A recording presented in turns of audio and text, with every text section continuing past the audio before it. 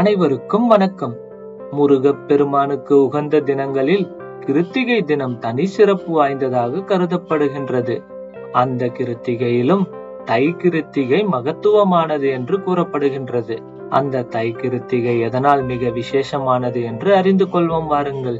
முருகனுக்குரிய நட்சத்திரங்களாக கிருத்திகை, விசாகம், உத்திரம் மற்றும் பூசம் ஆகியவற்றை கந்த புராணம் கூறுகின்றது. இதில் விசாகம் என்றால் வைகாசியில் வருவதும் உத்திரத்திற்கு பங்குனியில் வருவதும் மட்டுமே ஆகும். அதேபோல் தை மாதத்தில் வருகிற பூசமும் முருகனுக்கு சிறப்பான நாளாக உள்ளது. ஆனால் கிருத்திகைக்கு மட்டும் ஆடி, தை மற்றும் கார்த்திகை ஆகிய மாதங்களில் வருகிற கிருத்திகைகளை சிறப்பித்து கூறப்படுகின்றது.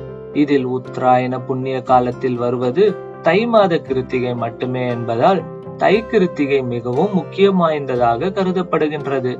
அத்தகைய சிறப்பு வாய்ந்த தை கிருத்திகை தினத்தன்று முருகப்பெருமானின் கோவிலுக்கு சென்று வழிபட உலகளவில் புகழ் பெறும் யோகம் வரும். சிவபெருமானின் நெற்றிக் கண்ணிலிருந்து தோன்றிய தீப்பொறிகள் சரவண பொய்கையில் 6 குழந்தைகளாக விழுந்தன. அந்த குழந்தைகளை கார்த்திகை பெண்கள் எடுத்து வளர்த்ததன் காரணமாக முருகப்பெருமானின் நட்சத்திரமாக கிருத்திகை நட்சத்திரம் இருக்கின்றது. எனவேதான் கிருத்திகை விரதம் முருகனுக்கு உகந்ததாக உள்ளது. அதையடுத்து நாளை தை கிருத்திகை தினத்தன்று அதிகாலையில் எழுந்து குளித்து வீட்டில் உள்ள முருகன் படத்திற்கு மாலை அணிவித்து விளக்கேற்றி வழிபட வேண்டும்.